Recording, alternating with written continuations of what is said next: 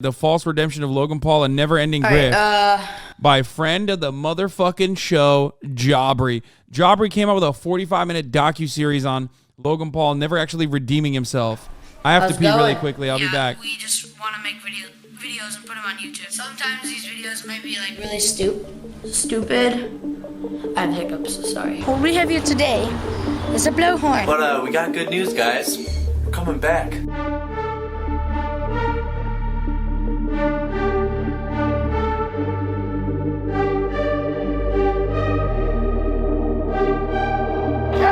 If you're not subscribed, make sure to subscribe. Yo, if you call the police, ask them if they could join the Logan. Now realizing why they tried to arrest me last time.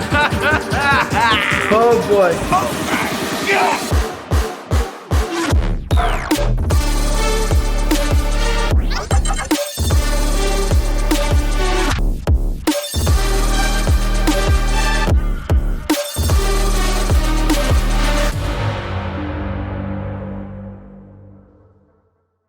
Alright, see you.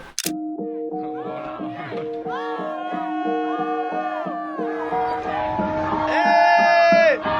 What's up, Logan?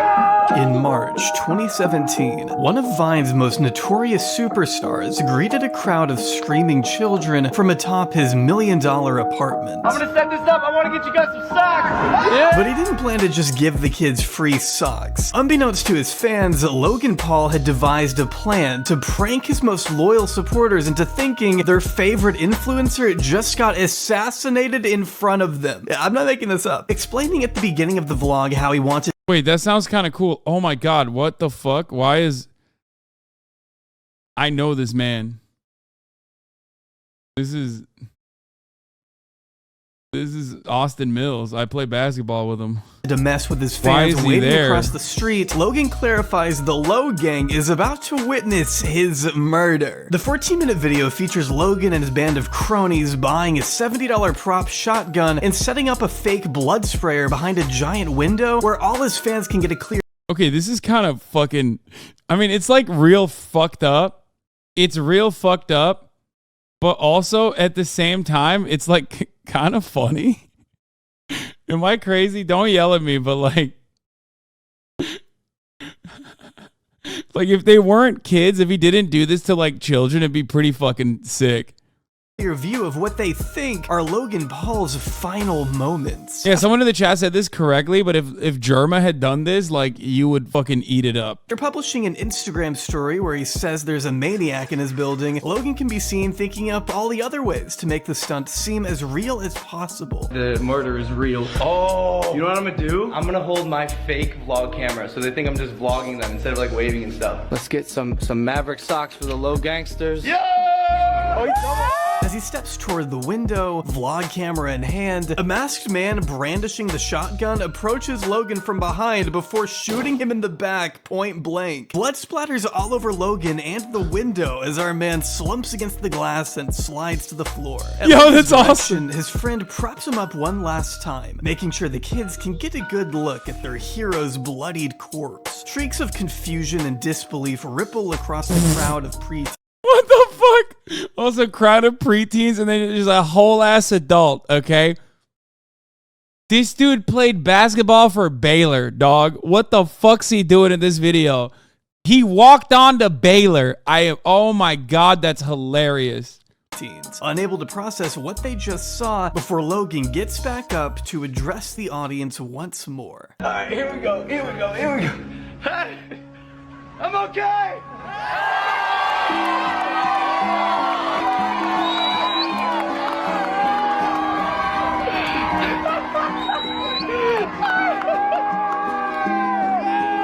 Did you believe it? I think it's like a mix of like yes and no. He assures them he's fine and that he's on his way to meet them across the street after he washes off all the fake blood. After all, it was just a prank, right? He said W murder. Oh my God. Oh, what a horrific pause.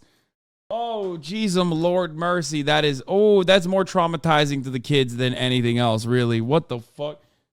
You see this shit as a child, you're like, oh, hell no. Hell no. Oh, my God. Oh, my God. Eustace bag looking motherfucker. Oh, no, brother. That is, whoo, whoo. Lucas Timothy. God damn, dude. God damn. Go to Turkey, go to Turkey, go to Turkey, go to Turkey, go to Turkey. For your judgment to be so clouded by the chase for fame and riches that you would fake your own violent death in front of the ones who love and support your content the most, you'd need to be a special type of deranged. You'd need to be one of the Paul brothers, men who have spent their entire lives chasing numbers on a screen to add to an infinite pool of wealth. Just this video alone garnered Logan a grand 23 million views before he inevitably took it down. When it comes to the Pauls, brand. Yeah, honestly, back then, YouTube was insane. I mean, he literally filmed the dead body at the suicide forest. Like, YouTube was so psychotic. People, I mean, you all, half of you grew up on it and, like, don't even realize how fucking devastating that shit was. But, like, it was this, like, rapist prank YouTubers, okay? This kind of shit. Fucking racist prank YouTubers, sometimes rapist and racist prank YouTubers, okay? And then fucking just straight, just mainlining psychotic right-wing propaganda, like just straight up Richard Spencer shit. Branding is everything. And ever since that fateful day in a Japanese forest, you could say Logan has made it his mission to appear as changed as possible on the surface. But what happens when you peer a little deeper into the void? Do you find a truly changed man, or just the same soulless clout goblin who would abandon all morals for a crumb of attention? I'm assuming you know the answer. Logan Paul was caught with his pants down, exposed for one of the largest scams ever run by an influencer. Join me in documenting a multi-million-dollar grifter that never seems to change no matter how much he wants us to think he has. It just seems to me like he's always looking for the next quick buck at the expense of his audience. Pretty much exemplary. No clickbait, no nothing. Logan Paul is just not to be trusted, period. In the ultimate prank on humanity, Logan Alexander Paul was born on April Fool's 1995 in Westlake, Ohio. Raised by Pamela. Okay, that's it. You got it 4 minutes in. You already ended the man, okay? There you go. That explains literally everything. He made it out of Ohio. It's just like, there's straight up nothing you need to explain further other than that.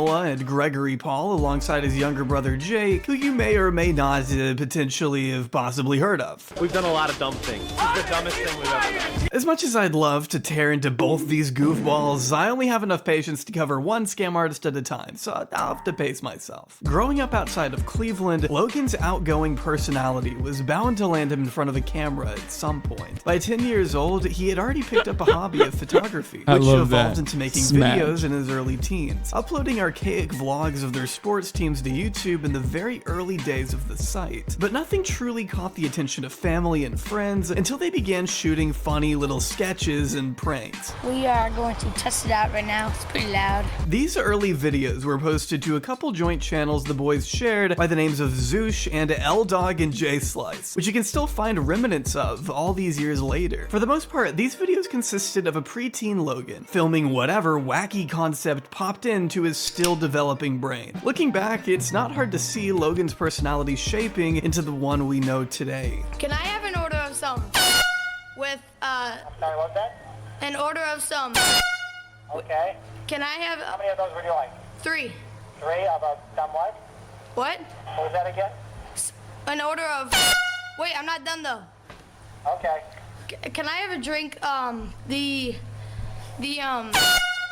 what's that called again? After a couple years of finding his footing, Logan launched a solo channel, the official Logan Paul, in 2013 to showcase the 6-second clips he had been posting to Wait, Logan Paul only has 5 million subs? That's kind of crazy. I would have thought he had like 20, right? Vine the past several months. That was a close one. Reaching over 40 million active users by August 2013, the potential to make a name for yourself with just a 6-second snippet of your life was unprecedented. And such an ultra short he has 23 million? Oh, okay. Early, back in the day, he had 5. format demanded the exact type of irreverent, fast-paced humor Logan and his brother had been unknowingly practicing for years. As soon as the app launched, the two made it a competition to see who could gain the most followers, prompting Logan to join a contest hosted by Virgin Mobile. Using their hashtag Happy Accidents, Logan was able to expand his Vine following exponentially, taking him from around 100 followers at the beginning of the summer to 1 million by September. Just like that, videos of himself bothering employees at Kroger and sniffing random women in public had placed him among the top creators on the app. I won't subject you to too much of his Vines since most of it's just but he fully embraced the immature, disrespectful man-child persona from the start. Probably because he is an immature, disrespectful man-child. Attention ladies on the plane, my name is Logan Paul. I'm single and ready to mingle. I'm up near the cockpit in case anyone... But it wasn't until a compilation of his most popular Vines reached 4 million views the first week it was posted to YouTube that Logan told his school newspaper that he saw potential for himself in the entertainment world. He never stayed past his freshman year at Ohio University for a variety of reasons, partly having to do with his new popularity giving him the chance to work with a number of mainstream brands. Shortly after dropping out of college, Logan could be seen doing promo for Just Dance, Dunkin' Donuts, Hanes, and many other companies who were more than willing to cut him a generous check, even making it onto an episode of Law and Order SVU, bizarrely enough. What the fuck? Drop that gun! Okay, got it. By the mid-2010s, his clout was exploding. Awesome. For better or for worse, people everywhere were talking about Logan's content. His army of low gangsters, as he called them, paved the way for his account to hit 9.4 million followers by late 2016. Even his pet Maverick the Parrot had a sizable Instagram account. Logan was proving even back then that if you had the numbers, you had leverage. Everything was downstream of getting as many Vine loops as possible, until the game changed. What's up, Internet? My name is Logan Paul, and I am reporting live from Vine Street. Today we are going around asking some of Vine's biggest creators how they feel about their platform being killed off like a chicken at McDonald's. Let's go! If you ask me, plenty of missteps factored into Vine's inevitable death. But the biggest of all was that nobody was getting paid. Seriously, you could be getting tens of millions of views a month and never see a single penny. So when the biggest Viners... Yeah, but so is TikTok, and it was just brand deals. Vine was too good and too early. That's it. Vine's only problem was that it was a successful platform before people truly understood the ingenuity of literal fucking short bursts of content that keeps you on the platform itself. Hasan, did you ever make a Vine? I never had a Vine. I never had a Vine account, and I never made a singular Vine. Realized they could just take their massive audiences elsewhere, Vine's fate was sealed. They had competition with YouTube AdSense, but were evidently not willing to compete. Without a sustainable business model that worked for their creators, Vine had no choice but to suspend all services on January 17th, 2017. By that point, plenty of massive ex-Viners were already well on their way to becoming some of the biggest accounts on Instagram and fastest growing channels on YouTube. One of the most notable, of course, being... What is up, people of the internet? My name is Logan Paul, and welcome to my vlog channel. That's right, I'm vlogging now. You get to see more of me. Sick, right? Logan kicked off his vlogging career on September 12th, 2016, with a trip to the music festival Burning Man. The 16-minute two-part series essentially laid the groundwork for what fans could come to expect for Logan's new channel. Daily uploads consisting of whatever new adventure Logan was embarking upon that day. His early vlogs featured appearances from other top creators and his lovely, very likable family. Man, what's up with you? Jake Drake? And I'm Drag. Even a few A-list celebrities made some cameos here and there. Don't do that. What? Bro, Kevin Hart was on a Logan Paul video? That's... Dude, that is... Wow. That shit is buried, brother. I had no... What the fuck? Yeah, their dad's a bit of a freak. I think he like kissed a girl that was like 17 or something, right? And a few A-list celebrities made some cameos here and there. Don't do that. Give it back. No, I don't think so, bro. At this point, Logan was also tapped to star as the main character in the YouTube Red original movie, The Thinning, a science fiction teen dystopian drama that I'm sure is great. You couldn't pay me to watch it, but it sure as shit can't be as bad as Logan's solo movie. Don't be so Bro, for context, I need people to understand this is pre-adpocalypse at this point, I believe. And YouTubers that were this famous pre-adpocalypse made hundreds of millions of dollars, okay? Like, it was literally, like, Twitch is having its gold rush, or had its gold rush, I think, moment in a similar vein. And the number of money, the number of dollars that Twitch streamers made literally pales in comparison. Like, it's like nothing, okay? Nothing. Twitch has already peaked. It's already fucking, you know, it's already in decline as far as like permanent growth and shit like that. But the bag that like PewDiePie and you know, others of that sort, the bags that they fucking got were literally meteoric, okay?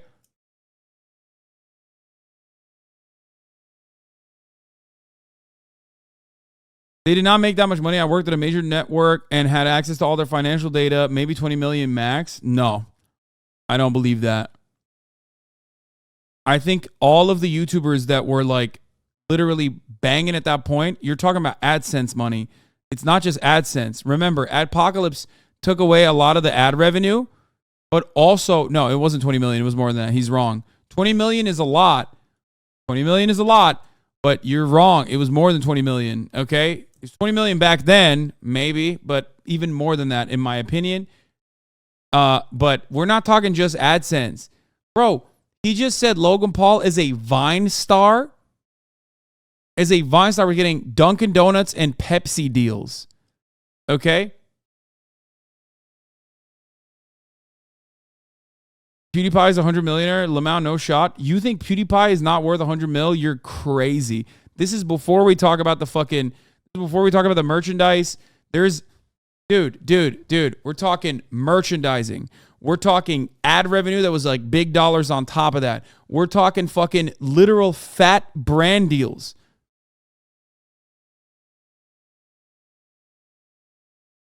Let's see what PewDiePie's actual net worth is now. Let's see.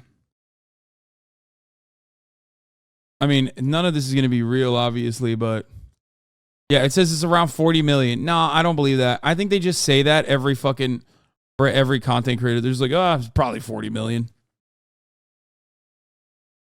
I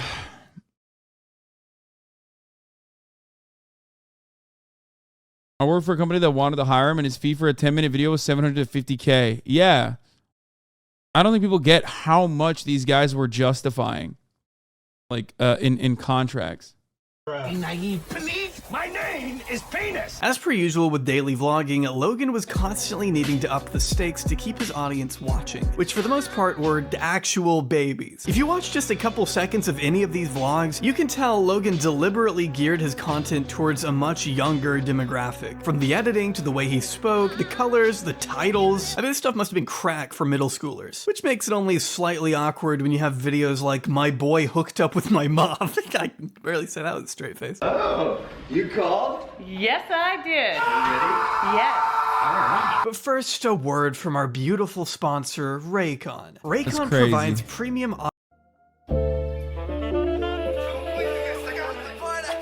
You put that my boy hooked up with my mom shit, right, as a Raycon ad too. I see what he's doing. Subtle. It's not stopping, bro. It's not stopping. No, not the back. The health thing alone was like, bro, I drove myself to sickness. Which also has something called a purple ceiling, where they expect creators to max out views, burn out, stream less, and then leave. YouTube, on the other hand, had actively built up its creators until the adpocalypse. Wait, really? I mean, that actually makes a lot of sense if you look at like all the OGs on the platform. And with the exception of myself and like XQC, I would say many of the top content creators have literally consistently lowered their hours of streaming. And Summit too. I think Summit is another one who like literally has not stopped and is just fucking going. But yeah, I mean, think about it. Which is understandable. We're not talking about popping off. We're talking about hours streamed.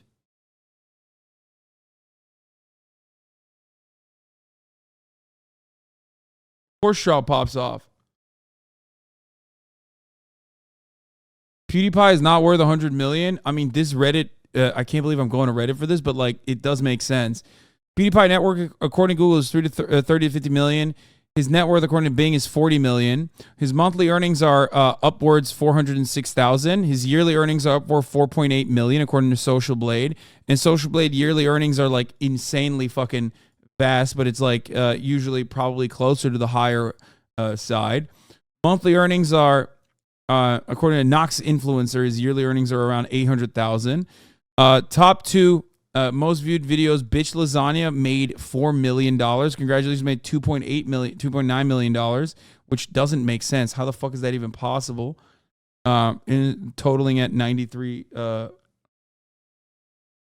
Course for the purple ceiling. How Twitch lost his way. I never thought about it like that, but it definitely is like Twitch does lend itself a lot. Twitch does lend itself a lot to burnout. It's not easy to maintain a delicate. It's not easy to maintain that delicate balance. Like the fact that I have like a social life outside of streaming, and the fact that I can like work out and shit outside of streaming is wild. Most people don't do that. Yo, by the way, the old CEO Emmett left the company, which made the new CEO do the layoffs a couple days later. What a bitch move. Yeah, that was like pretty fucked.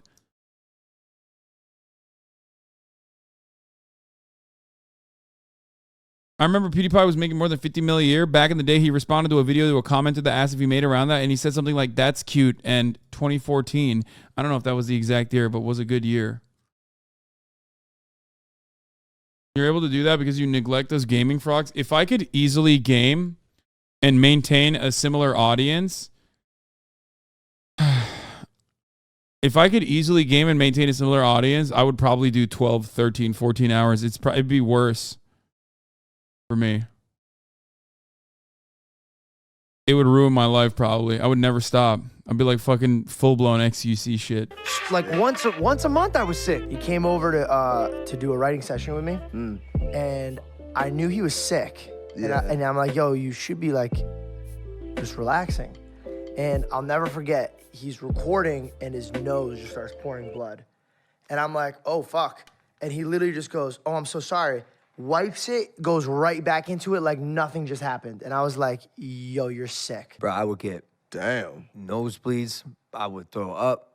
Fucking, my health suffered immensely. Logan was driving himself to literal sickness over content that included riding a model like a bike during a dehumanizing music video shoot that made the woman reportedly feel like her legs were about to give out. Or at the time he and famous good guy Sam Pepper took to the streets and started lassoing women on camera, only letting them go if they gave them a kiss. Or what about the time, actually, sorry, I'm getting... Bro, that shit is like wild. They were just doing like sexual assault as a prank. Like that was, YouTube was insane, dude. How the fuck did that shit?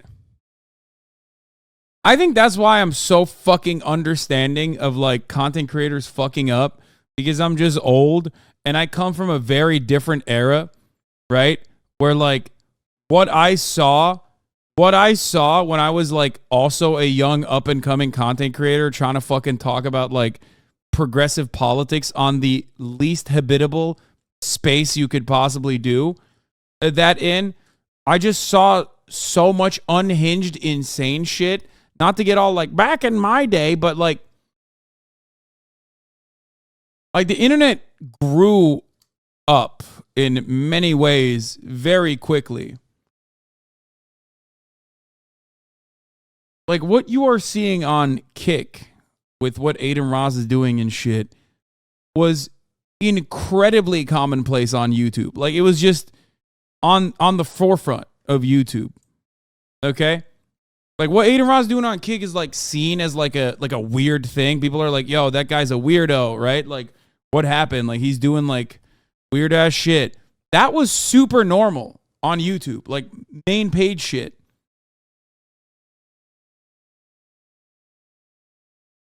And people will say old Twitch is like that. I was not on Twitch, so I don't know. But I have heard that that was how old Twitch was like as well. Yeah.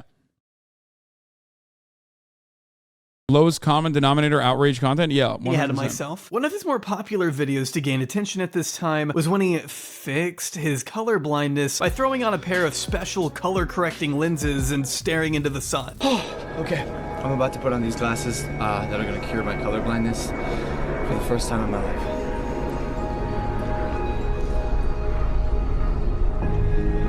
Let's see what Hasanabi was doing in 2017 while Logan Paul was popping off. Okay, shut the fuck up. Oh my God, I'm wearing the same jacket.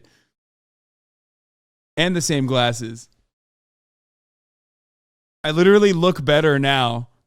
Oh my God, I look better now. It's a glow up. Bazinga. Most consistent human. Even my fucking fits have remained consistent. That's not true. I've definitely stopped wearing certain fits. I saw it 5 years younger than you, but we still recognize it as sexual assault. How's the hairline though? I'm sorry that was mean. Dude, what do you mean? My hairline has remained literally the fucking same. And that's actually shouts out to modern medicine. Thank you for thank you for helping.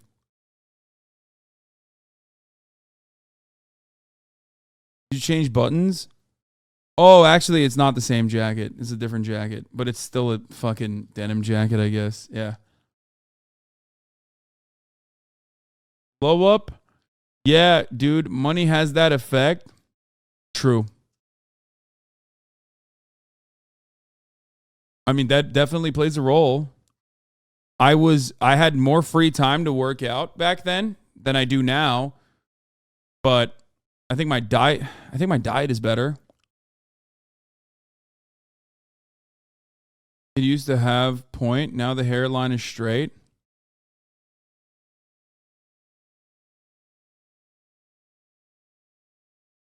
What was your salary like at the Young Turks? It was fucking not great for California. I think my last year was like 65 grand.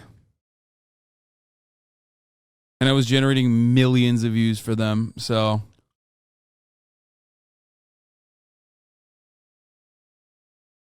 not great.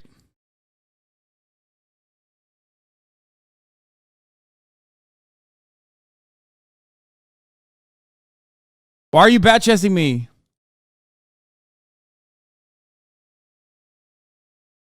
Damn, 2016 Hasan can get it. 2023 Hasan is getting told, not tonight, I have a headache. Wait, why? I think I look better now. I mean, do people really change in appearance that much from 31 to 37 years old? Fuck you, bitch. I'm 31 now. And I was what? This was like 6, 7 years ago. This was actually 7 years ago, not 6. Okay?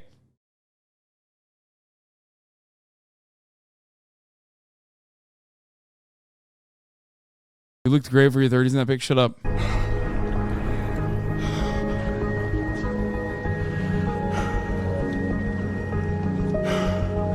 With such a clearly fake reaction coupled with the cliche sad music in the background, the video was picked apart by commentary channels and laughed at by basically everyone on YouTube. I became very emotional after watching that video. I went on Social Blade and I was moved. It felt like seeing colors for the first time on Social Blade. Right. The primary color being green.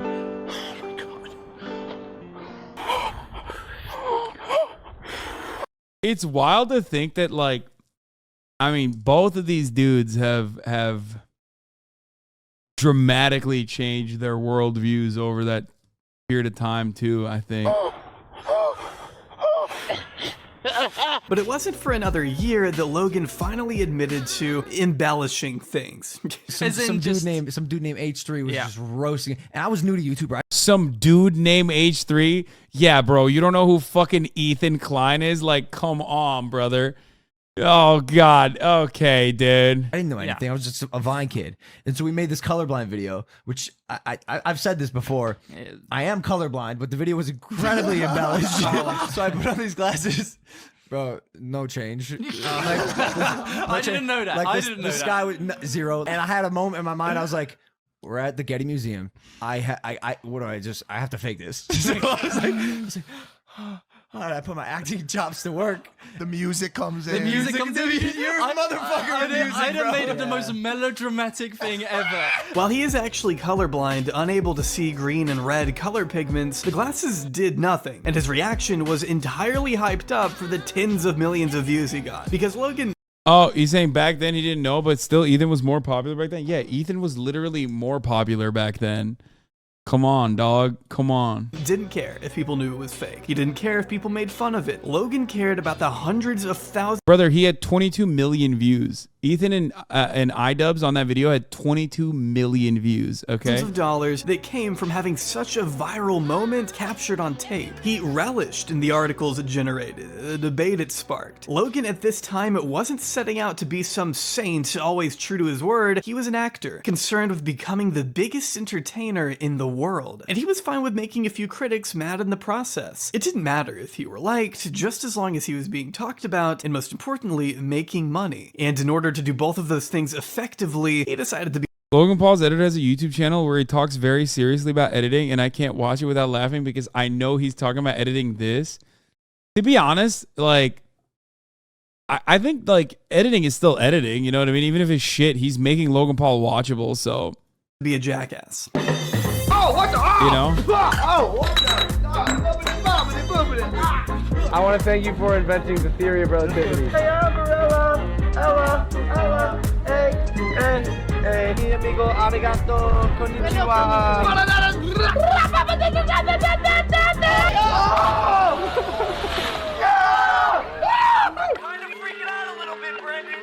What, bro? Do you even know? Brendan, look, dog, dude, we are 9,000 subscribers away from hitting 10 million subscribers in 1 year of vlogging. Not even, in 340 days. The year he crossed 10 million subscribers was also the same year diss tracks were taking over the platform. Thanks in part to his little brother Jake bursting onto the scene, Logan was making more money than ever before with their fake beef, an ear-piercing diss track on Santa Claus, and a new series of travel vlogs he named Adventures in Tokyo.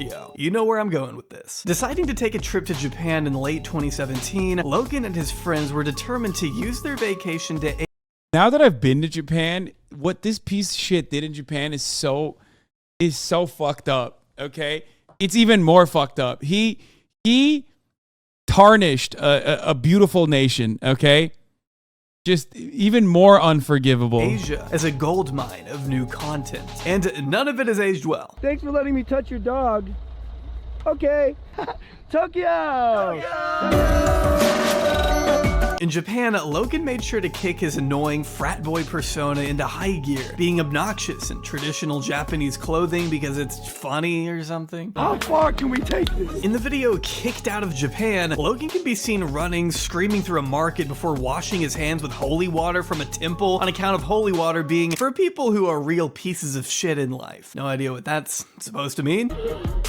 No, you're gonna let on fire, bro. That's okay. My spirit's being You're gonna let on. Just for if you're a real piece of shit in life. So if you look behind me, this is where you throw coins into the well. You make a wish for health, happiness, and hella bitches. Or maybe you want to watch We Fought in the Middle of Tokyo, where Logan makes a mockery of martial arts in the middle of the street as people are trying to get to work, jumping out and scaring people at load. I mean, some of that stuff is like not...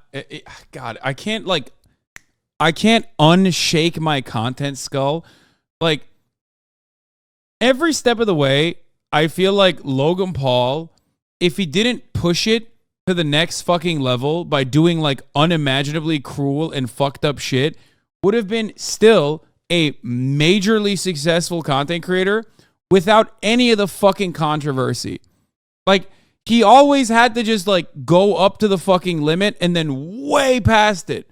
You know what I mean? Right now you're getting mad at me and saying, nah, fuck you, Hasan, blah, blah, blah. But like, if he hadn't, like, if he just did like the martial arts thing, right? Like, that's not, you know, whatever. That's fucking, I'm telling you, people take photos in Shibuya all the fucking time. People shoot content in Shibuya all the fucking time. Yeah, it's a little annoying, but like it's nothing that you would write home about. You would not lose your fucking mind. But the energy that you have for what he did here is literally motivated entirely by what he did that was so unimaginably inappropriate.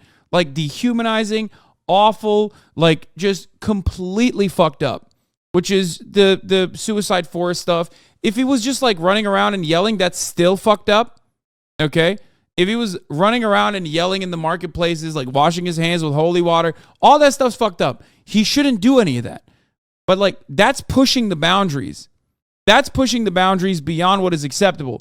But if he like limited himself a little bit, if he just limited himself a little bit, he would have literally been just as successful and he wouldn't have been as controversial. The temple shit's fucked up, bro. No. I know. All of that stuff is disrespectful and fucked up. I'm saying those are in the unacceptable category. But like him fighting in the streets of Tokyo or whatever, him fighting in the streets of Tokyo is not. Like, it's just...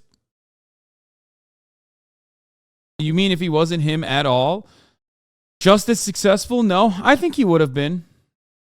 If he never did those NFT scam shit, he would be fine right now. He sort of redeemed himself publicly and had a lot of things going well for him. Well, I think Jabri is going to change our minds on that. That's why we're watching this video. Loading docks by hiding in the back of their trucks. Then there's real-life Pokemon Go in Tokyo, catching strangers. Where instead of summarizing what happens, I'll just show you.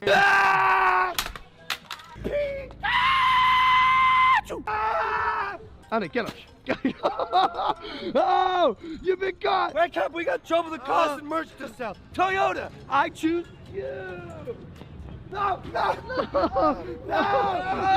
Yeah, as if laying in front of cars and running around town waving dead fish in people's faces wasn't enough, we haven't even gotten to the paramount moment of the trip. A very notable installment of the Logan Paul Japanese saga uploaded on December 31st, 2017. Now, I remember the day this video came out, and I actually watched it over on his channel before it got taken down. The video was not only live for over 24 hours, but even trended on the main trending tab before anyone really asked any questions, which means the millions of kids within Logan Paul's audience at the time didn't think it was bad to film a dead person. But once the news trickled outside of his core fanbase, it was Dylan O'Brien fucked them? Oh, dude, goddamn. Still a goated poster, by the way. Doesn't he post a lot? Like funny shit? Logan was met with some of the most severe backlash I think I've ever seen towards one specific YouTuber at once. Which, for good reason, obviously. Yeah. This guy was getting bodied. It is literally one of the most deserved pieces of backlash that anyone's ever gotten for any particular kind of content. Like Aaron Paul tweeted at him. How dare you? You disgust me. I can't believe that so many young people look up to you. So sad. Hopefully this latest video woke them up. You are pure trash, plain and simple. Suicide is not a joke. Go rot in hell. And then he signed it. AP.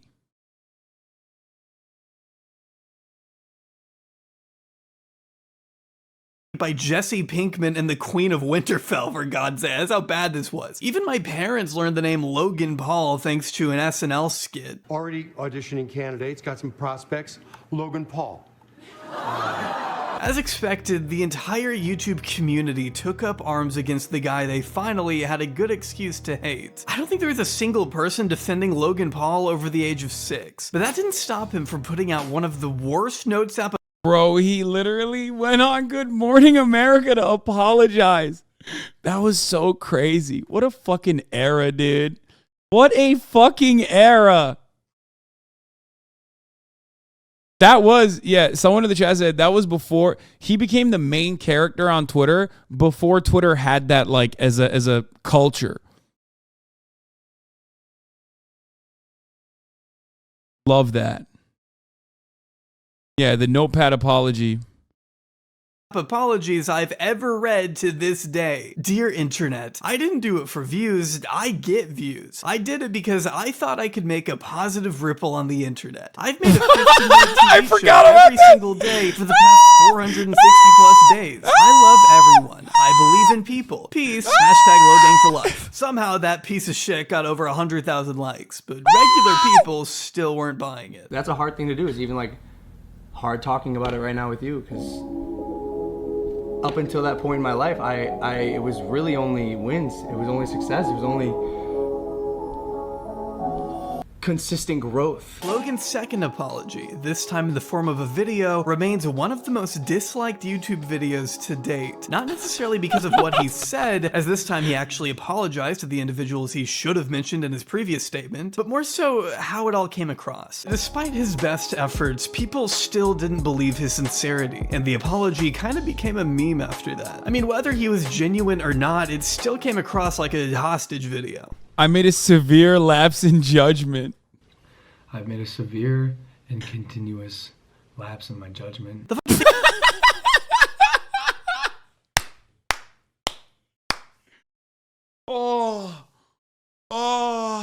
A banger. A banger, dude. Actually a banger. There's not, dude, iconic. He is, God, he's so, oh God, it's so good. It's so fucking good. It's so good we forgot about it. Like, but it's still a fucking classic. The moment that you see it, it's just like, it lights up in your mind in the same way. You will never see something that iconic. I think my certified hood classic moment is, you know, what America deserved. Okay, let's. That's gonna be. That's probably gonna just stay there. Monetized for a bit. I mean, how can you blame someone for not buying this video? He kept it short though, and at the very least told his fans to stop defending him. After all, he wasn't losing subs, he was gaining them. The negative press didn't seem to hurt him too bad. Not even YouTube did much to punish him. All they did was cancel, postpone his next movie and remove him from the Preferred Partners program, which I didn't even know was a thing until making this video. Apparently, he was pulling in so many views that YouTube allowed him to get paid more money than the rest of us by being a preferred. Yeah, by the way, I know that like this is such a fucking played out thing to mention, but is there better proof that cancel culture is just fucking fake than Logan Paul? Still one of the like largest content creators on the fucking planet. I mean, he filmed a person who committed suicide and fucking posted it. Louis C.K. You think Louis C.K. got canceled? Brother, Louis C.K. won a Grammy like last year. Louis C.K. almost performed in Ukraine when Kiev was being fucking invaded. Oh, that's what I mean. He was canceled, but really wasn't. Oh, okay, got it. Okay, my bad. I didn't even understand. I thought you were trying to make a point that he was canceled or something. Partner. But when shit hit the fan, they kicked him back down to just regular partner. Google Preferred dropped you from their service. Yeah. Do you think that was fair of them to do?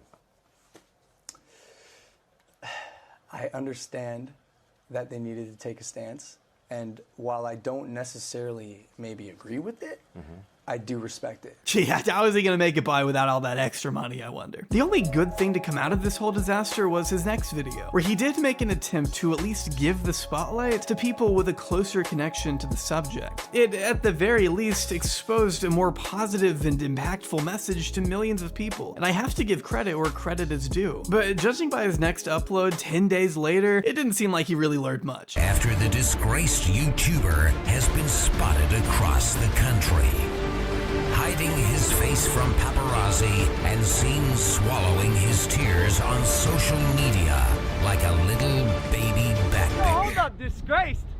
What you mean disgraced, boy? I took a break. Besides, I'm still lit as fuck.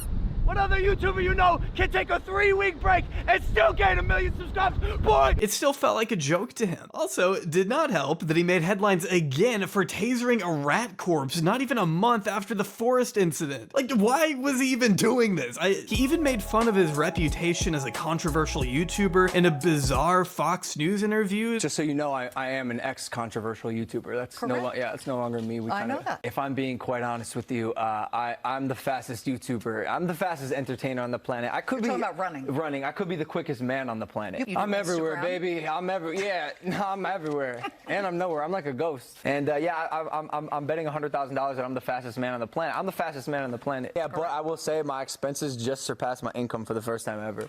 I just sat with my financial manager. He told me that. Like, I'm definitely going downhill from here. Did that make you nervous? Yeah, absolutely. I'm terrified. I think it's the beginning of the end. I'm uncomfortable with myself, you know? Come on. I also have pink eye. It's not contagious. But talk No, it is. There's a 2-week incubation period. I'm so sorry. But yeah. He just wasn't mature enough to take anything seriously. Okay, that part was kind of funny. I can't. Damn it. I mean, I guess that's why he's like successful despite all of the. Come on, bro. He's trolling Fox Business. Like, the juxtaposition of like having a fucking asshat like him. Don't say Logan Paul defender.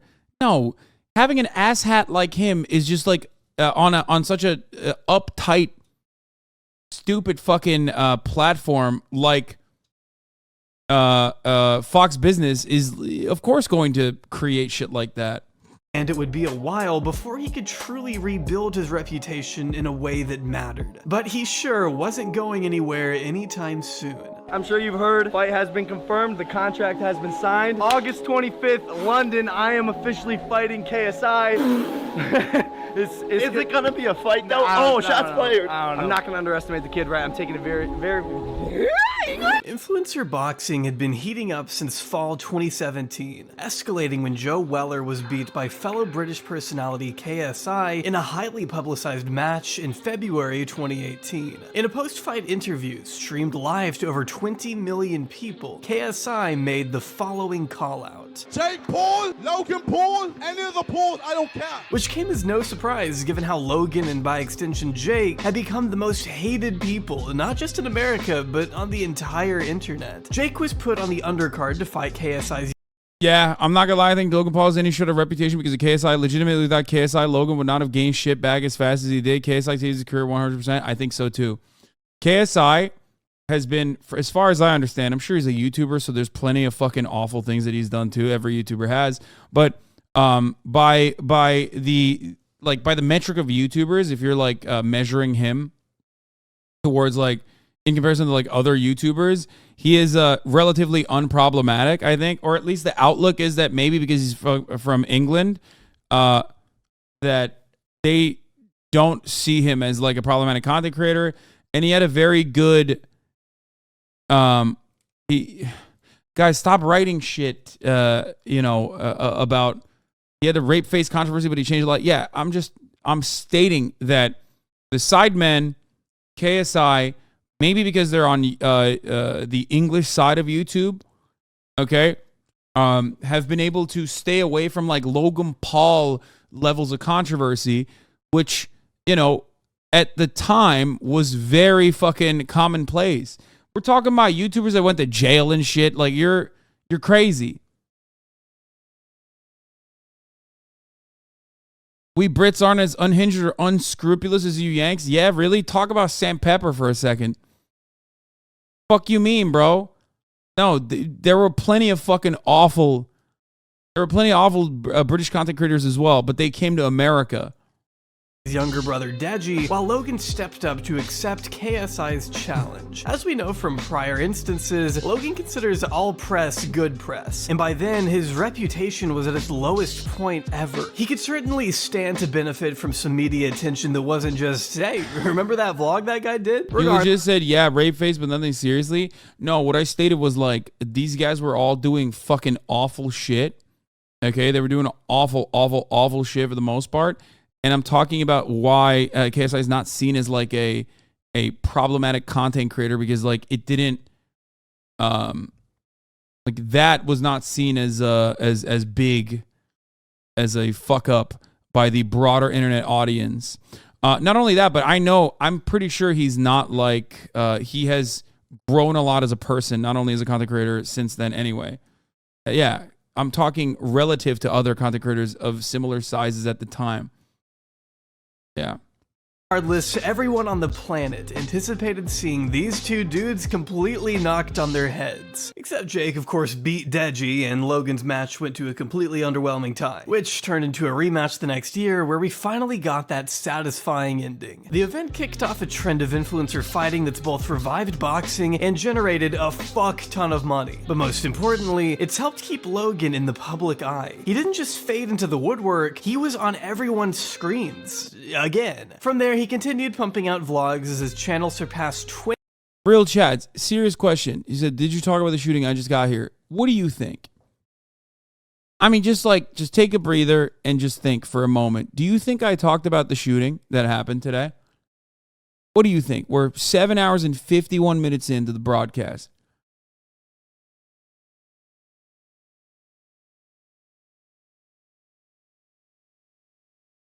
Or you think I ignored it? The biggest news story of the day. You think I talked about it?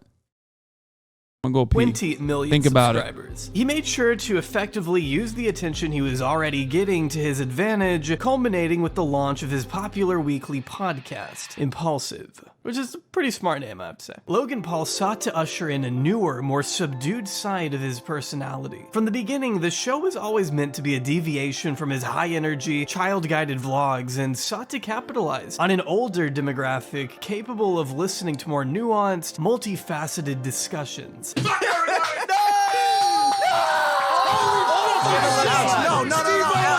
Alex, stay still. Ladies and gentlemen. There it is. But joking aside, not everything on this show was blatantly unwatchable. Over the course of hundreds of episodes and an impressively wide ensemble of guests, Logan did occasionally demonstrate some actual depth and social awareness that we hadn't previously seen from him. We are all incredibly unaware of how deeply intertwined the ugly roots of racism have embedded themselves in the foundation of this country. 13th Amendment. There is a criminality clause conveniently nestled in that amendment that says, neither slavery nor involuntary servitude, except as a punishment for crime whereof the party shall have been duly convicted, shall exist within the United States. I will not be a part of a generation that is written on the wrong side of history, and I will not stand by as my fellow humans are brutally and unjustifiably murdered at the hand of the state or any oppressor. This was pretty crazy. I mean, this was pretty wild. He's just reading from a script. Yeah, he was, I mean, undeniably. He just like popped the fuck off on this. He did. Woken Paul, ChatGPT wrote that. Yeah, listen up, Hasan. You might learn something. Yeah, But this was also like the same era where every TikToker was like putting up the BLM fist on their fucking profiles and shit. So it was like demonstrably fashionable to do so. I took all of the support as a positive overall because I thought it was a good thing overall. You know what I mean? Like, great. It means that it's like fashionable to advocate for, you know, equal rights. But honestly, it was, you know, maybe it was not. Maybe it didn't really yield any outcomes that were otherwise positive. Yeah. Completely honest, this podcast existing did way more for Logan's redemption arc than any other content he put out post-Japan. I will always love him, but I don't always like him. He's my brother, he's my family, he's my blood. Sometimes I do not understand why he does the things he does, as I'm sure he feels the same way about me from time to time. The boxing match definitely helped, but without this podcast, I don't think we would have even considered Logan to have changed. True. I think this is a very good take from Jabri. I think that's a very good take from Jabri. Also, controversial opinion, but I think Big Mike. I will stand by Big Mike. Good guy overall. Love him. I think he's a great guy, actually. Fuck it. Not even good guy. I'll take it there. Great guy. Okay? Big M. You can say Riding all you want. Listen, man, when you're a motherfucker with like a crippling opioid addiction who's like been to fucking jail and shit, and you're now at this position that you're at, no shot. He's a good guy. Literal great guy. I'll glaze him. I'm sorry. You're like, 16 years old, never seen any kind of controversy in your fucking life, talking shit about a dude who's like recovered from, heroin addiction and all kinds of different fucking issues. No shot. Dick riding is insane. No, I have so much respect for him. I'm really glad. I'll say this much. I'm really glad that he's friends with Jeff, because if he wasn't friends with Jeff, I would have never even considered him as like as anyone but like a fucking douchebag. Didn't know anything about him. Everything I saw of him, I thought like he's probably a douchebag. Logan Paul's bestie, no shot. But then because you respect anyone who goes to the gym, dude. He doesn't even go to the gym that much. He goes to the gym now. Okay, shut up. Jeff Wittek.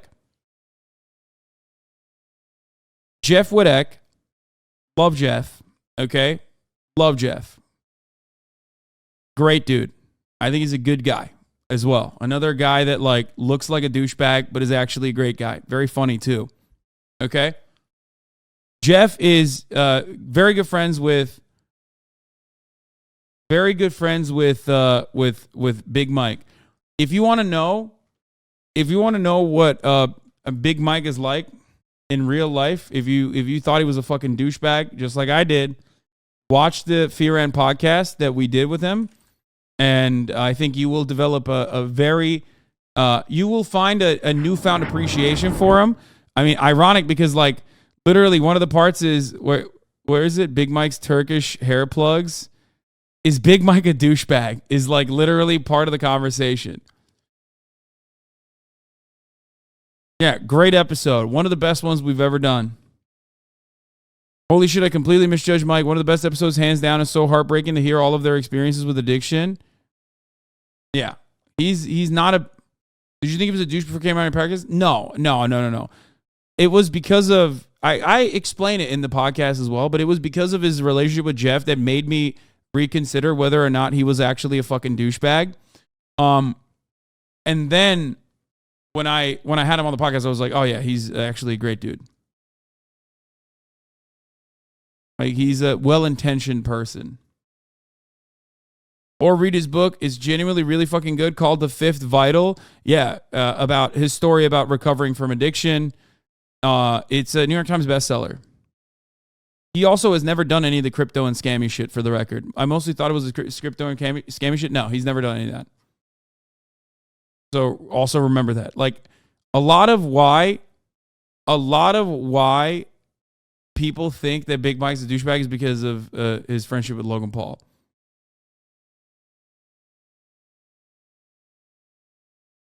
That's it. He definitely was involved? No, I don't think he was. What do you mean?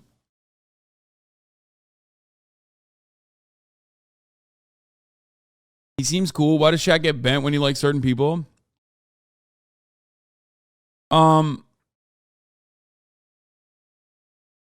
does chat like when I like certain people? Because this is Twitter. Like, my chat is the most Twitter-ass fucking chat on the planet.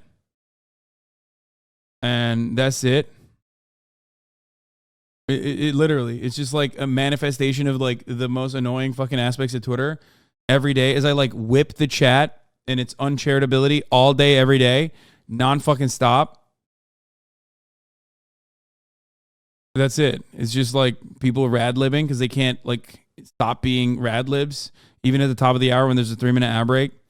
You know what I mean? People also literally think like everyone has to be like fucking the second coming of Mao. Also, a lot of people just like, they make up their minds and then fill the blanks afterwards. And they've made up their minds about them. So they're filling the blanks. They'll look for like anything and everything. They will look to fill the blanks with anything and everything, even if it's like minor, you know what I mean? Like a defensible thing or, because like everyone is fucked up. Everyone has done something that's fucked up. You know what I mean? Everyone. I don't care who you like. I just don't think Mike is a good guy. Okay, well, there you go. If you don't want to, then it's fine. But regardless, give it a shot. Give the podcast episode a shot, and your attitude might change. Mine certainly did. Was he the one who threatened CoffeeZilla over the phone? No, he was not. That is Logan Paul's manager. But again, why are chatters centering themselves in this convo? Because good guy, fuck off. Dude, listen, man. Someone who is literally fucking recovered from like literal serious severe opioid addictions and like, you know, went to jail and shit. Like, I'm sorry. A lot of you motherfuckers are in the chat, either anonymous, so we have no way of like assessing what your background is, or two, lived a very privileged and sheltered life. When I see someone like that, okay? When I see someone like that, I'm going to have a very different perspective. Okay? Everything I believe in, it's like literally in action. Things I believe in general, about the world, about what I preach, as far as like rehabilitation and shit like that, I am, you know, I'm practicing what I unironically talk about. Anyway. Yeah, I believe you've actually met the guy. Yeah. Being a recovering addict does not make you a good guy. I never just said that. I just said that overcoming immense trials and tribulations, such as recovering from a heroin addiction, does give you at least a little bit of fucking leeway with someone like myself. Again, I don't want to hear about this from little shitters in the fucking chat whose largest trial that they've overcome is the top of the hour ad break. Okay, by subscribing for $5 or for free with a Twitch Prime, you overcome the top of the hour ad break, and you think this is it. This is my daily trial. You know, I did it. And some of you get gifted a sub anyway. Okay, you're such a hypocrite. Wait. I want to see what he said. Just because he did drugs and recovered doesn't make him a good person. Lamau, you're such a hypocrite. No, you didn't. You didn't do anything. You ignored it. Please, I want to hear why he's a bad guy from Mayo Aid. Also, shut the fuck up. Chatter's talking like Mike came to their fucking house and killed them. He advertised Dink Doink. Defend out, please. No, indefensible. I didn't know that. That's fucked up. Still a good guy.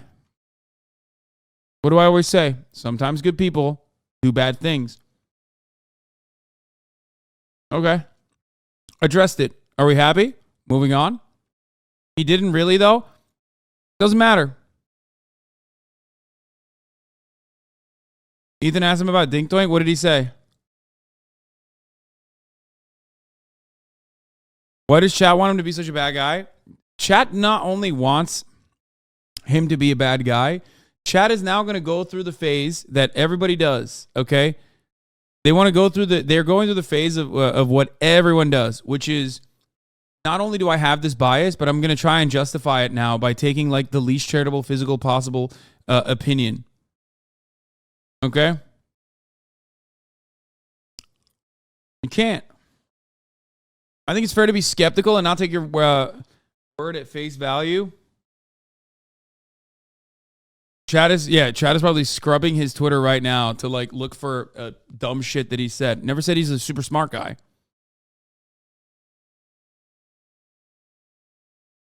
Thank God Mike never came on stream. You motherfuckers are losers. Oh yeah, 100%. Yeah, you're right. It's not necessarily that like they want him to be a bad guy.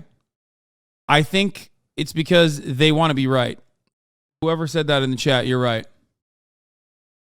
I will never be fucking this aggro towards someone who is recovered, who's someone who is like, Keg W got him. Oh, fuck yourself. Okay, now you're banned. Once again, this is why no one likes this community. The irony is that even this community doesn't like itself. The most shit Twitter takes is just one negative opinion they have on a person and then warp their perception of that person that they're just as bad as Nazi is so fucking annoying. Yeah. is so Twitter. It's Twitter shit. Like I said, is how it is. It sucks. But listen, there's a different way. Okay? There is a different way. There's a different way. You can get better. Okay? You can rehabilitate your fucking attitude. Okay? You can. Sometimes we are trapped in a cage by our unfair perceptions of the world because we are sheltered. You get it? We have a false sense of who people are supposed to be like. Maybe even you look to someone like myself and you say, everyone's supposed to be like that. That's my unproblematic content creator. You know what I mean? And I think that despite all the fucking hate that I receive, I think I conduct myself in a way that is as moral as I physically can be. Okay? And even then, I still fuck up. Even then, I say some shit when I get angry. Okay? Don't use the word sheltered, man. It's got nothing to do with it. Otherwise, you're right. No, I think it is.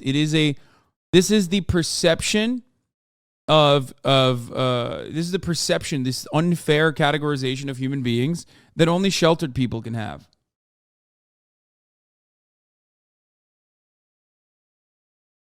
Yeah, it's coming from a place of not having enough life experience. Does that make sense? And you hopefully should have the same attitude towards everyone that you wished, or the same charitability towards others that you wish one day people will cast that same kind of judgment on you. At all. Back in the day, the idea was just flex, show people how great I am, be a cocky, confident, arrogant, loud, boisterous prick, and draw attention. It was like shock value was the way to break into the homes of millions of people through the internet. You were a cartoon character at one point. Would you say that? Yeah, for sure. Bro, both Jake and I were. There's not. Are you kidding me? There's no such thing as a more quintessential villain than the fucking 2017 Paul brothers. Like, what were we doing? I was convinced for a little while that the maturity Logan seemed to display during these episodes might be here to stay. Maybe he had truly reflected enough on his years of constant insanity to have become a better person looking to make an actual positive impact on the massive community he cultivated. Wait, what? Oh, what the fuck? What? Yeah. Okay, I guess I was horribly mistaken. At the end of the day, this is a fraudulent... This is why it's so fucking like insane to me, because Jabri is totally correct here. He looked like he was making a legitimate change in his life. That was obviously his output. And then he saw an opportunity to fucking hit the bag, and he was just like, oh, perfect. Let's go. Let's do it. Practice, all right, in a lot of cases to be pushing onto your fan base. A lot of these law enforcement agencies should look at Logan Paul. See, at the end of the day, behind Which, by the way, they are looking at Jake Paul, for the record. The smoke and mirrors of impulsive, Logan was still quietly creeping back into his old ways, unbeknownst to most of the general public. And it happened kinda slowly too. For example, when he began regularly opening wildly expensive Pokemon cards on stream, the dude he hired to be his Pokemon card dealer, collectibles guru, had a pretty known reputation of being a shady figure in the Pokemon community. Now, I don't know anything about the Pokemon community, but considering nobody seems to really revere him as a qualified source of information, and the fact that he admitted to pocketing millions of dollars from Logan's now infamous Crypto Zoo scam in 2022, I wouldn't be so quick to trust him. But Logan did, which should have been setting off some alarm bells, especially by the time he began shilling crypto coins in 2021. And as we know from literally countless examples, when the word celebrity is used in the same sentence as cryptocurrency, it's never a good thing. Thanks to the severe lack of regulation within the crypto space, countless influencers have been able to intentionally mislead and steal money from their fans with blatant pump and dump schemes. One of the most popular ways to do that is by promoting the hell out of a shitcoin, a cryptocurrency with no utilization whatsoever, to drive up the value. Once the value goes up, the influencer can sell their share of their tokens for a huge profit and leave their fans holding the bag. It's a tale as old as time and should certainly be investigated investigated by the SEC. But in the meantime, in March 2022, crypto scam investigator Zach XBT published a Twitter thread with evidence of Logan's alleged involvement in a multitude of crypto pump and dump schemes beginning in May 2021. By tracking his publicly available Web3 activity, Zach was able to deduce that Logan promoted a coin by the name of Elongate to his private club of Maverick members. So in other words, his most devoted fans who actually pay for a closer connection to Logan. It's all good. Elongate made me rich. Elongate, baby. Let's go. Elongate token. After hyping up the Elon coin in a video leaked on May 10th, Logan allegedly dumped his shares on May 17th, walking away with a $112,000 payday before it crashed. That's sort of fucked up, but he'd do it again and again when he plugged another crypto coin immediately after, this time on his public Twitter page. Not financial advice. God, I'm gonna get violent. According to the screenshots, Logan bought the coin right before his tweet went out and sold 12 hours later for a net profit of $116,000. You can kind of see a trend here. The Twitter page, like, dude, that's the wildest part about that is just like fucking over your fan base for $116,000, which is a lot of money, right? For one day's work, but nothing for Logan Paul. That's what I mean. That's what I'm saying. Like, that's like a lot of money for every single chatter here. But that is not anything for Logan Paul. It's pure greed. Pure fucking, like, why are you doing that? Just to do it? Like, just to fuck your fans? Like, I don't understand. $750K for 10 minutes of video, and he goes for $116K in coin. Straight up doing federal crimes for a 0.1% increase in wealth. Yeah, it doesn't make any fucking sense.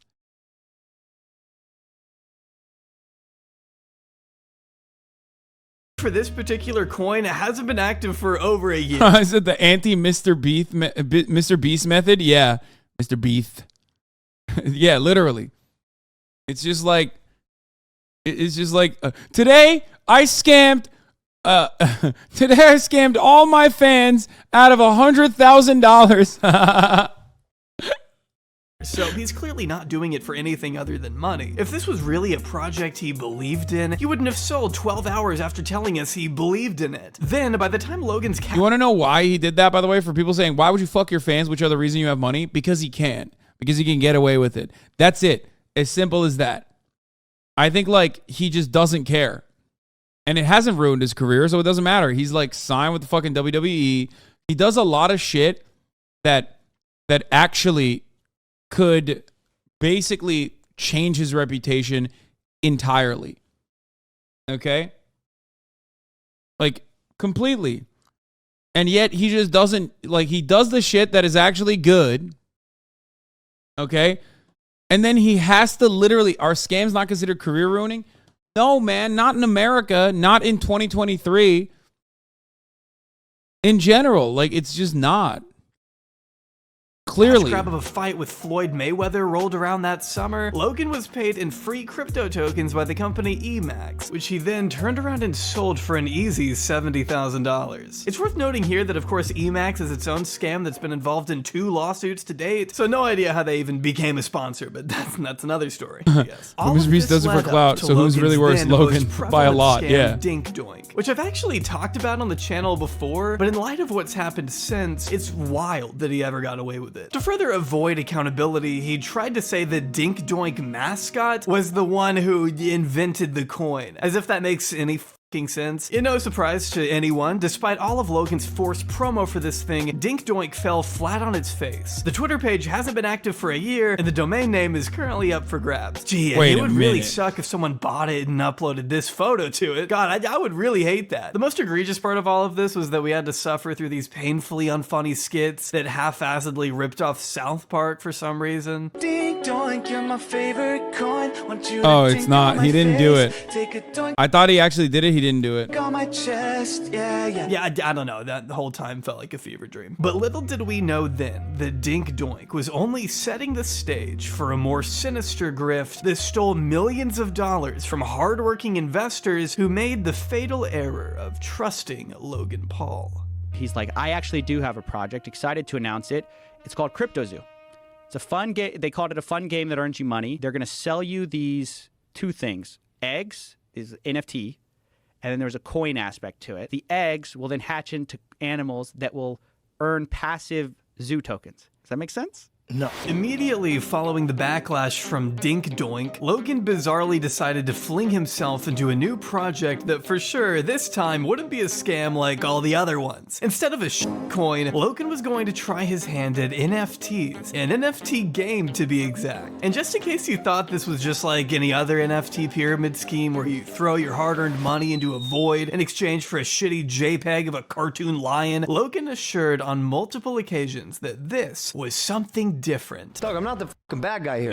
Yeah. There's some actual fuckers out there. Yeah. And it's not me.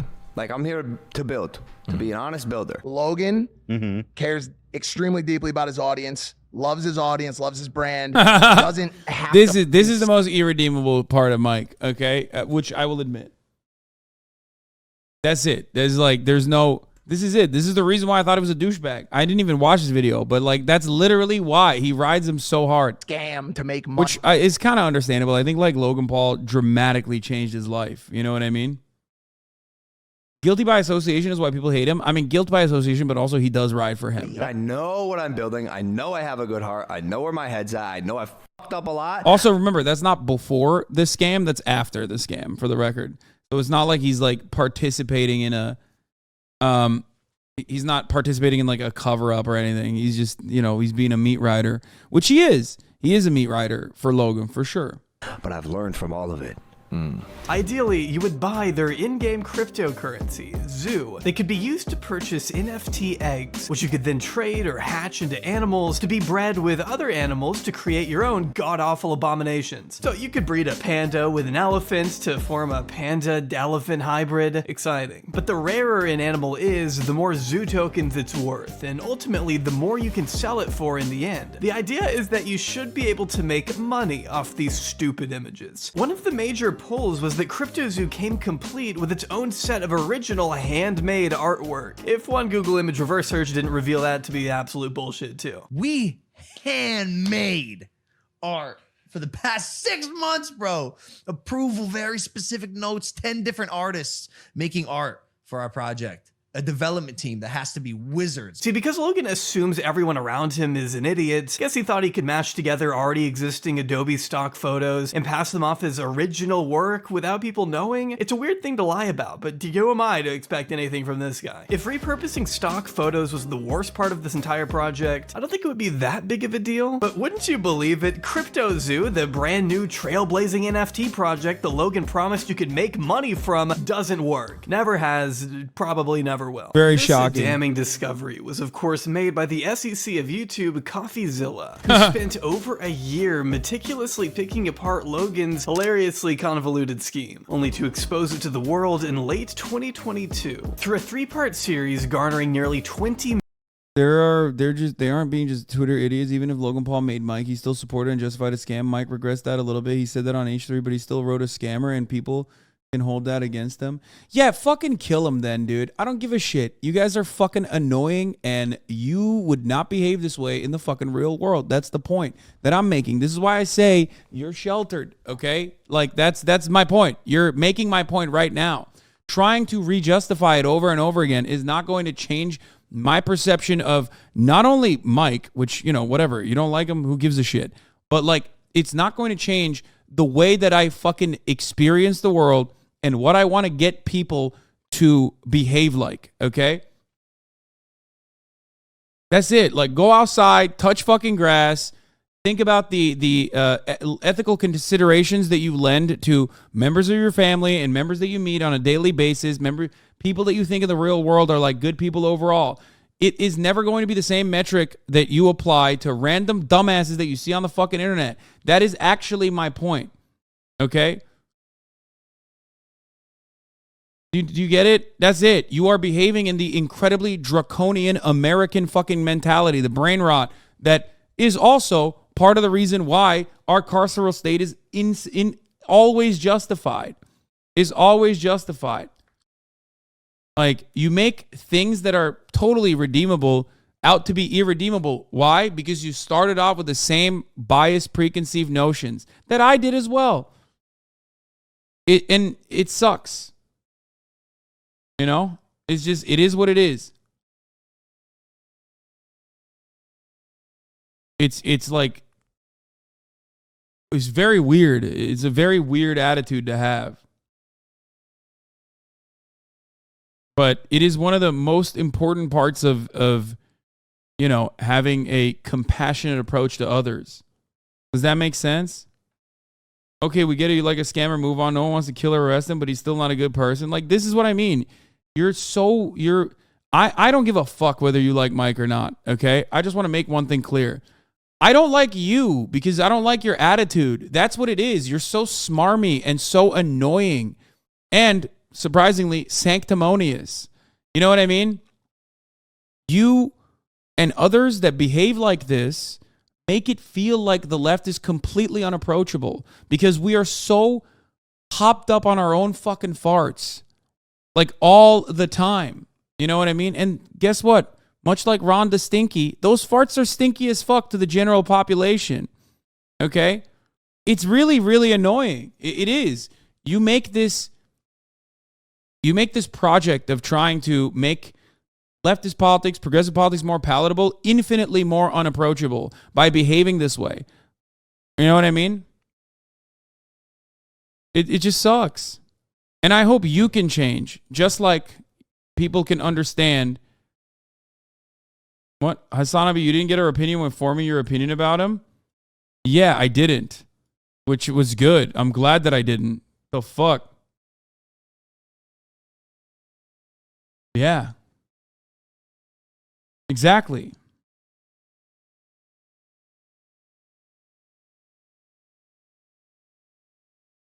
Guys, you don't understand. He overcame drugs now, so he's a good person. Like, your malignant narcissism is correct. That is what you're expressing here, and nothing more.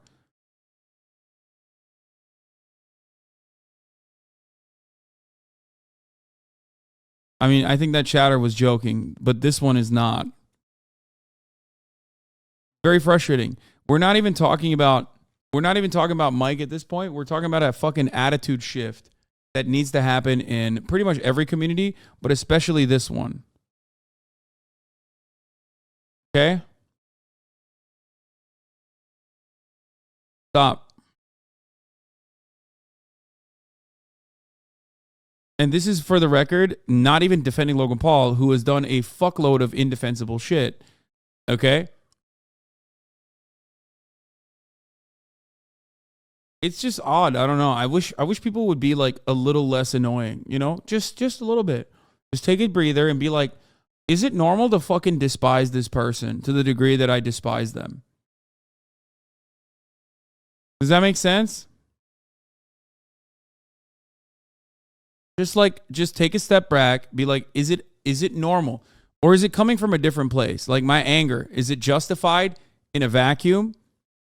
Or am I just like lashing out at everyone that I see that is behaving in an immoral way? Because in a lot of instances, I think in a lot of instances, the way we behave, especially under the guise of anonymity, especially online, especially in a community like this one, is always always so smarmy, you know, so scoldy.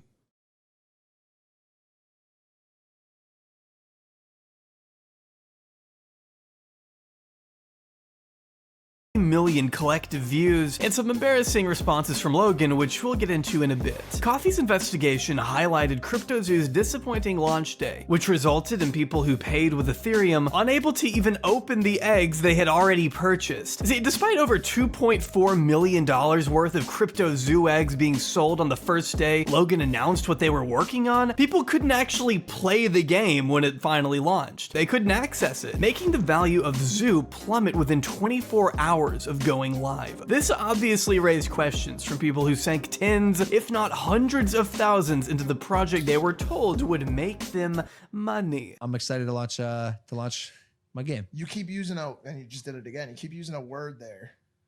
Game. You're not using like a Society's being cured one stream at a time. I've never said that. It's a really fun game that makes you money. Makes you money.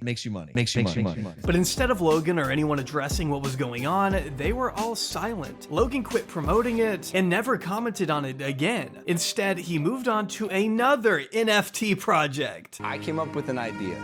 99 originals. It'll be 99 photos that I take every day over the course of 99 days. An artistic journey, actual art. I can't stop thinking. It's the only thing I care about. Each picture is an NFT. It all ties to my entire life. Like, what happened to CryptoZoo, Logan? Logan, what happened? Come on. I'll tell you about this project when we get closer to launch. This project of mine is going to be... Is that the thing with the egg? Like the zoo? No.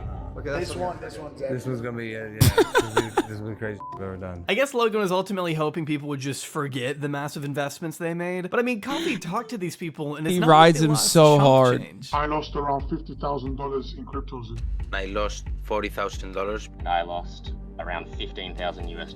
I lost $25,000. $120,000. $500,000 Australian, which is $500,000 in CryptoZoo. Shut up! There you have it.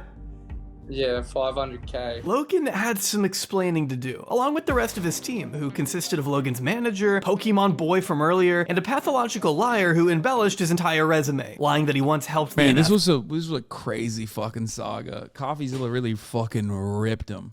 NFL, went to MIT, worked for the government, and was an orphan. Weird stuff to lie about. And even weirder for Logan's manager to still hire him, despite being warned of his dubious background. I confronted him about some of Eddie's lies, including how he didn't work for the NFL.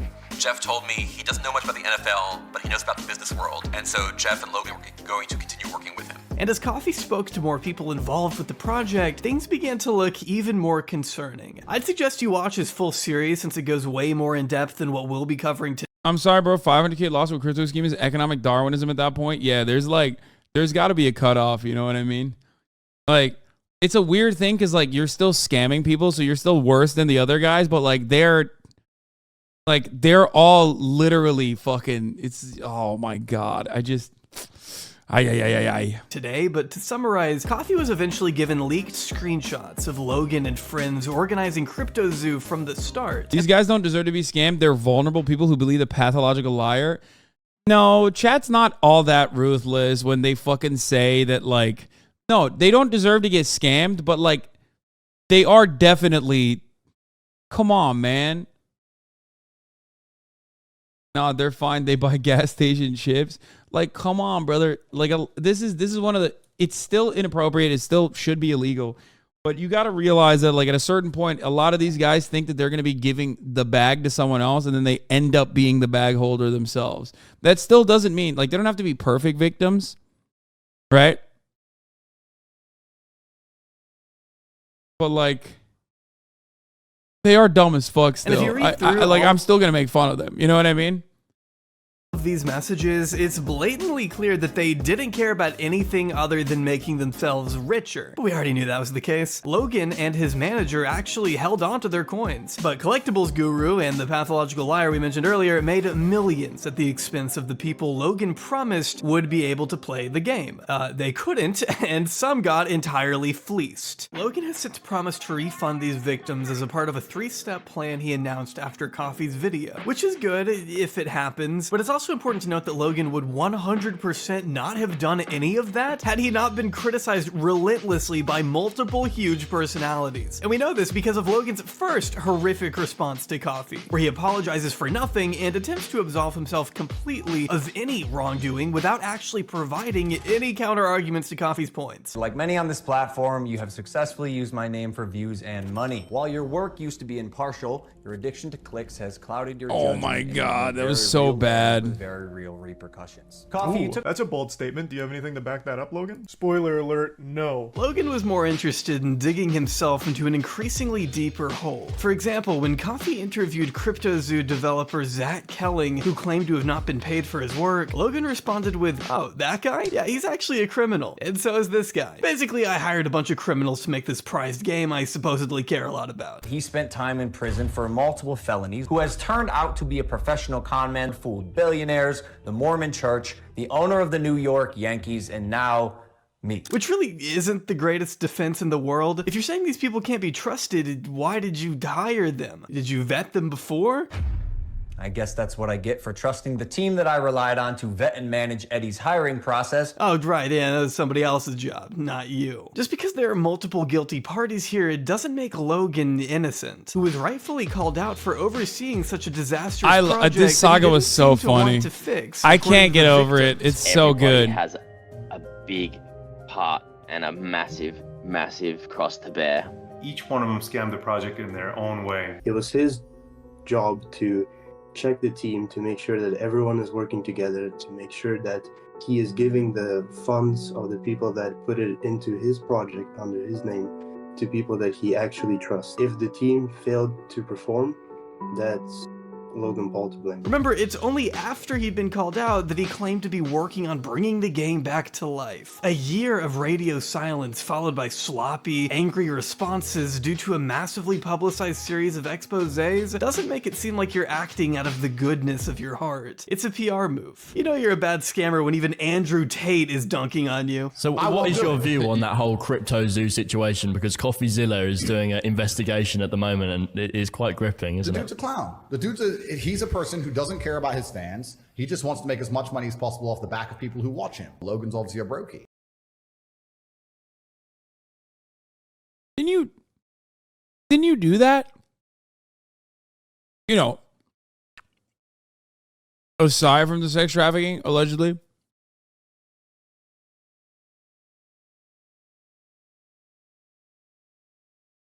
Like one of the more redeemable mass scams that you engaged in was that. Like that was like the lowest offense.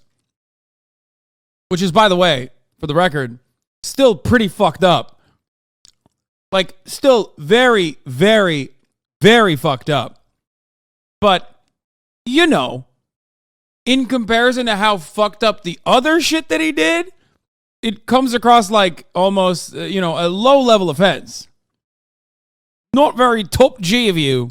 Logan then decided to invite Coffee onto Impulsive to hash things out in person, though he didn't include how Coffee had already invited him onto his show. It's like a little gnat. It's like a little fucking annoying gnat. It bothers me. I wonder why the dude doesn't want to fly out there, Logan. Logan even threatened legal action before realizing there was no other route to take other than to make a weak apology over on a second channel and promise to correct the mistakes he made. While I still hope he follows through on this, it's been about 2 months at the time of me recording this, and he still has yet to pay anyone back, to my knowledge. It's ultimately important to remember this was something he really tried to get away with. For over a year, he thought he could just sweep it under the rug and then make Coffee look like the bad actor, when in reality, the facts were always against him because he can't set his greed aside to not scam his fans for. That actually, I think, honestly comes from him just like having yes men, Mike included, let's be real, even though I love Mike, in his like immediate circle, because like he literally put that video out there thinking that it was a dunk,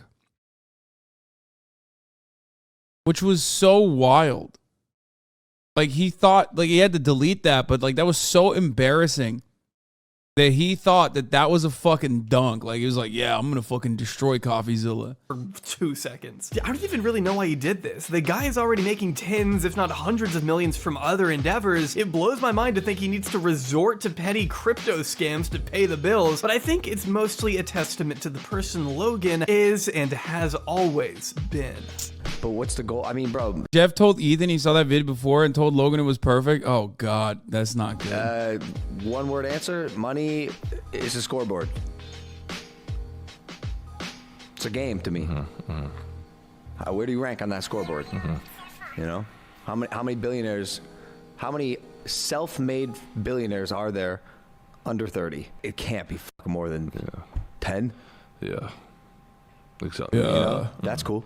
That's cool to me. How many kids will that inspire? Now, when it comes to online crypto scams, the argument gets made that the full blame falls on those who were naive enough to invest. And while careful consideration and precaution should be taken before ever throwing your money at something influencer-backed, I don't particularly blame the fans, at least in the case of Logan Paul. It's not like he was selling, I don't know, MILF token. This was supposed to be far different than the other notorious crypto scams of the past. He was very clear about making that distinction. Even when when it became apparent the project wasn't working, he still refused to do anything to make things better. He offered no transparency, effectively stringing his investors along with vague promises as he prepared for his next grift. If you ask me, Logan has not changed much since 2017. All he's really done is rebrand himself into a more trustworthy figure on the surface, only to betray that trust in a slimy attempt to line his pockets, even when it's at the expense of his biggest supporters. He doesn't care about you. Yeah, if he didn't do the sequence of crypto scams, notice like literally after the cutoff where Jabri talks about his like reputation rehab, if he hadn't done that, and if he just did like the wrestling and the boxing and shit, he has Prime now. KSI rehabbed him big time too. Like a lot more people, I think, ultimately would be forgiving, because like at the end of the day, he's just a fucking content creator. You know what I mean?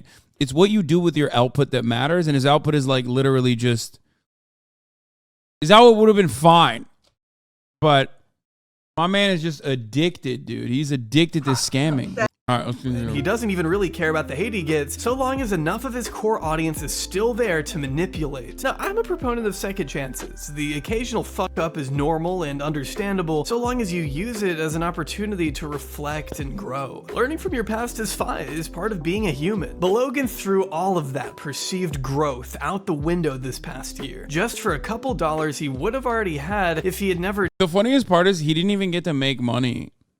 Like, he got scammed because of the other scammers that he brought on board that rug pulled him before he could rug pull others, which makes it even more hilarious. You know what I mean?